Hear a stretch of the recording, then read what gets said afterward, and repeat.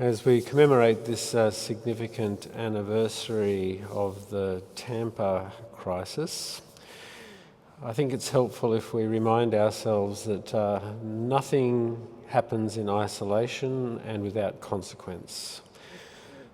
Society is a very complex system, and an action like the Tampa intervention has ripples that continue through the way we live to this day. A number of things that I would like us to note. The Tampa crisis, the Tampa intervention, was meant to send a message to potential asylum seekers that they were not welcome to come to Australia except by invitation. That message, of course, was not heard by many people who were dealing with the conflicts in their own nations, and so people continued to flee towards us, thinking that we would be a safe haven. We, since the Tampa crisis, have escalated our mistreatment, our illegal mistreatment of people seeking asylum, and it hasn't acted as a deterrent. We know that the boats have stopped because of the interdiction that our government has been operating, Operation Sovereign Borders, where boats are turned back. And so the Tampa crisis was really meant for internal consumption. And the problem with the Tampa crisis is that it has affected our internal life. It has caused us to magnify the idea of Fortress Australia.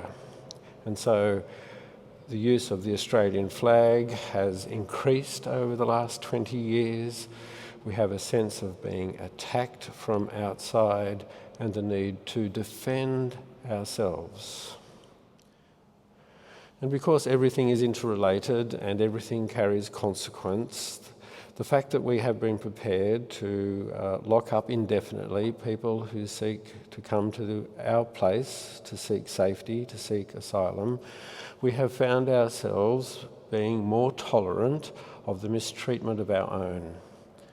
We see that playing out in the way the unemployed are belittled, the way their lives are controlled through the increasing use of things like the cash card, and the interventions into our First Peoples communities in ways that have been far from helpful. So what could we be doing in terms of our response to those who are fleeing and seeking asylum? We could be working with the UN to implement its regional plan. There is a regional plan developed by the UNHCR some decades ago now.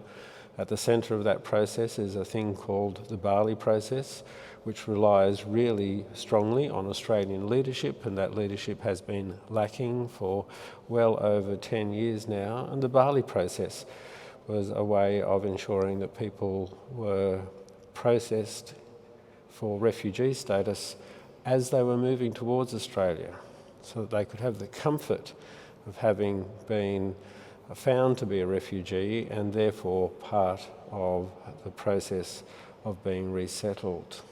That process has largely been abandoned as Fortress Australia has been strengthened. So there are ways forward. The refugee crisis across the world is complex, just as the effect that the Tampa has had on our society is complex, but there is a way forward.